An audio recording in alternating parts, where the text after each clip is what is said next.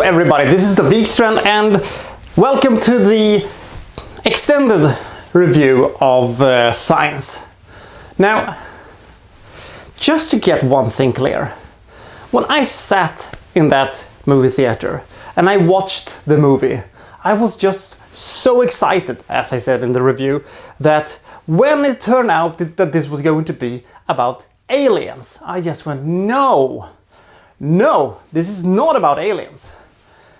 This leads us to our first point, what I believed.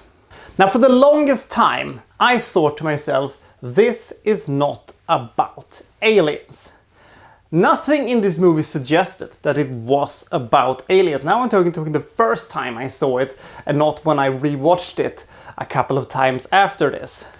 Just to, verify how fucking awful this movie was. To put it mildly, I was so disappointed when that happened that I was just dumbfounded. Because what I believed, there is a line in the beginning of this movie where Mel Gibson's daughter tells him, are you also in my dream? Which I thought was a dead giveaway that this movie is about dreams. Maybe it's even about, time travels. Maybe it's about, not ghosts, because they've already done that in The Sixth Sense. But I thought it was going to be about, time travels or parallel dimensions or something like that. That the entire thing about aliens was just a red herring. It was just something to throw us off, which we thought it was, but then it showed us that no, it actually is aliens. But I actually thought that we were going to have, something that, that they would, meet copies of themselves or something like that. Because of the vagueness of the trailer, it totally threw me off. And because it was so improbable that they were going to do something about, with aliens, ill-animated aliens. I thought 2002 that they were badly animated aliens, and they just looked so hokey and so fake. When that was just truly on display, I was just, no! Not only that, but I don't think I've ever seen an alien invasion be quite as boring as this. Aliens create excitement just by showing up. Aliens have come, excitement ensues. Except in this one, because here Mel Gibson is monologuing in that dull, depressing tone to his son when there are aliens invading his house.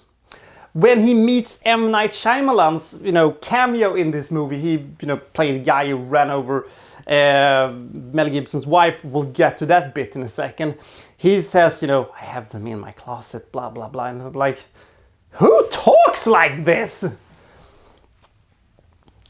Is everybody on some kind of a tranquilizing pills or something like that? Because it's just so boring, and it's just so dumb, and it's just so idiotic. The dumbest twist I have ever seen.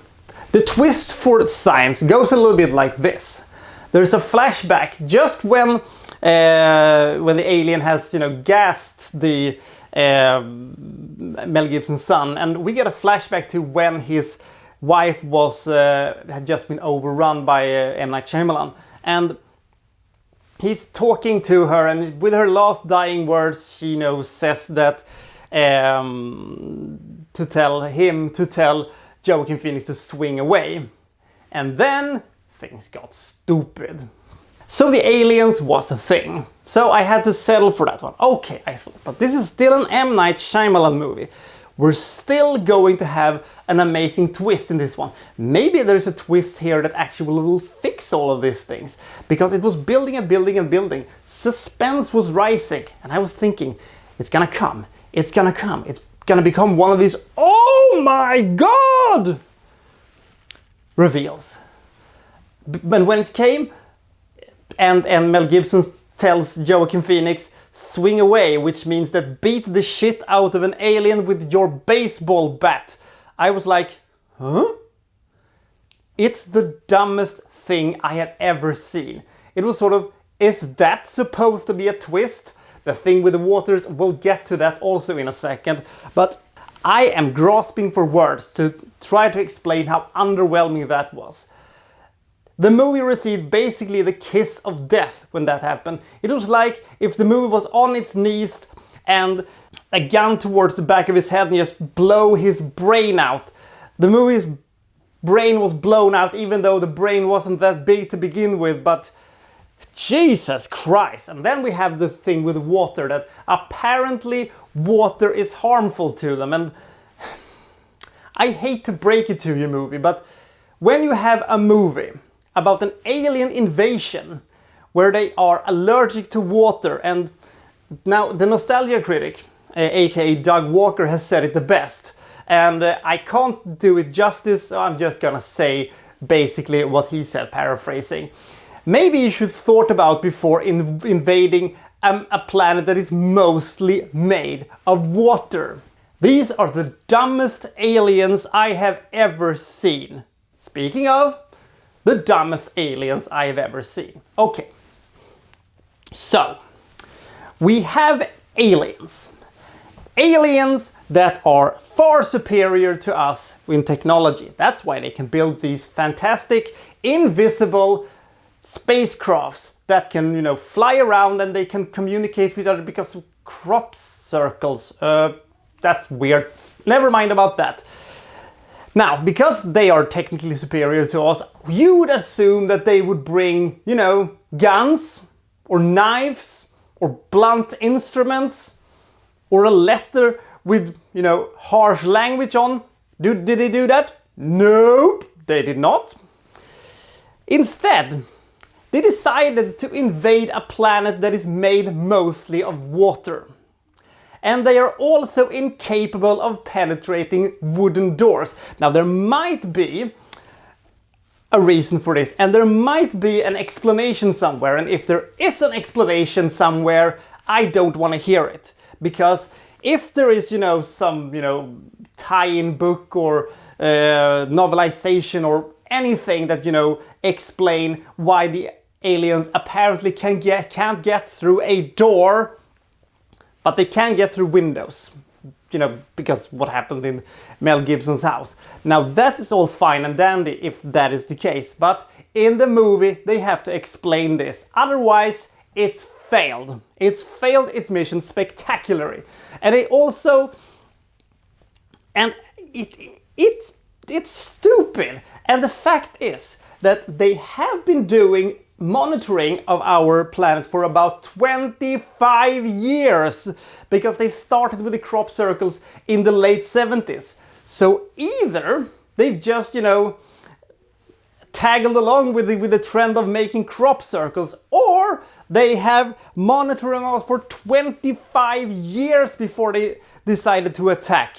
I would have loved to see what these aliens were, you know, doing before they invaded. How did the planning of this go? I would have loved to see how the planning of this failed Earth invasion went down with. It would have been the best TV ever. My fellow aliens, good evening. This is General Gnirfog here, and I am here because of the announcement of our impending invasion of planet Earth. I will now take some questions from the members of the Alien Associated Press that is here today, and I will start with the first question. Yes? What? No. Even though we have been monitoring these creatures for about 25 years, we do not think that they have that much weaponry. That's why we're not bringing any weaponry of our own. What? No. No, we don't think that the United States has that many guns either, and we are assured that our mere presence will frighten them into submission immediately, and that is all I got to say about that thing. What? No. That is all hoax, that is all lies. There is no water on planet Earth. We have only been there for 25 years in creating these crop circles, and which are communicating with one another, and it will be impossible for the feeble human forces to evade our attack. Yes? Well, I do agree that there are reports that would suggest that some humans do have wooden doors on their houses. And I have read these reports and I have found that very little support their claims. I think they are written by people who want my job and are after my position. I strongly believe that this invasion will be quite successful, and if there are indeed some houses or inhabitants with doors, we are just gonna have to go through the window. Our weaknesses with wooden doors is something that some people has questioned, and I am just not going to comment on that one right now. Yes? Yes? No. We will not have any protection gears that will protect us from water. We simply believe that our mere presence will frighten the humans into submission, as I have said earlier. I believe strongly in this invasion and that this invasion will be quite successful. Next question, yes?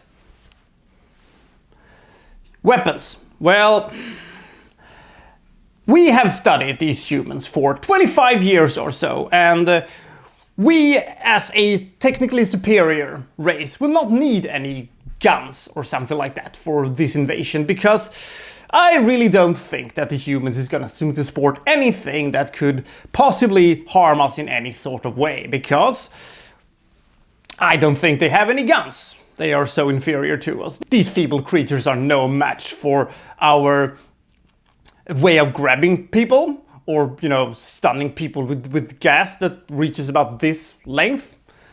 I think that they will run away and hide, and our super superiority will simply kill them.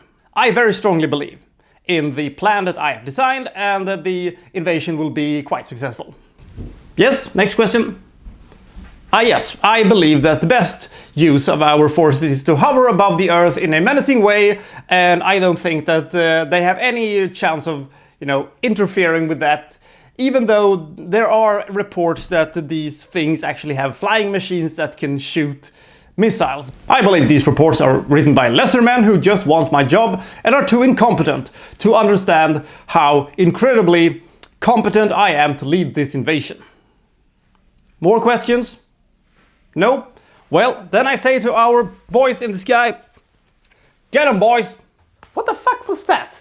Anyway, these aliens were so dumb and so ineffective and so incompetent. They actively made the aliens from Battlefield Earth look competent in comparison. And yes, I do think that Battlefield Earth is an even worse movie than this one. But a Battlefield Earth you can watch and laugh at. This movie you can just snore at. The true alien. There is this general guy in this movie that kind of looks like Tim Robbins, who Joaquin Phoenix meets when he's at a recruitment place or something like that. And he just speaks in the most manneristically confusing way I have ever seen.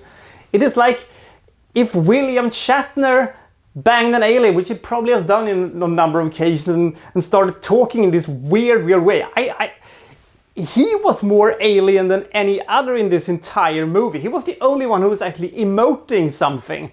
And I thought for a time that the twist was going to be that he was going to be revealed to be the alien, that he was the mastermind behind all of this, or some stuff like that. But we never see him again. I still think he's the most entertaining bit of all the entire movie, because he at least has, you know, some batshit insane stuff to, you know, come up with. It's bad, but at the same time it's at least compellingly bad.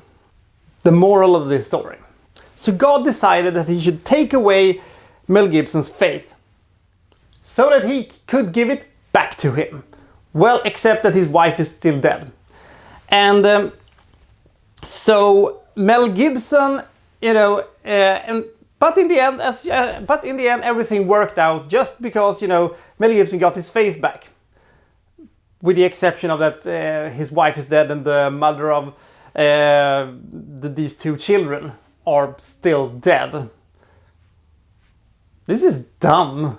So, what was the point of this? Why didn't you God, why didn't you tell them to get guns or flamethrowers so they could actively shoot the living shit out of these aliens instead of them narrowly beating them out with blunt instruments. And by the way, who cares? Now, if this would have been made in order for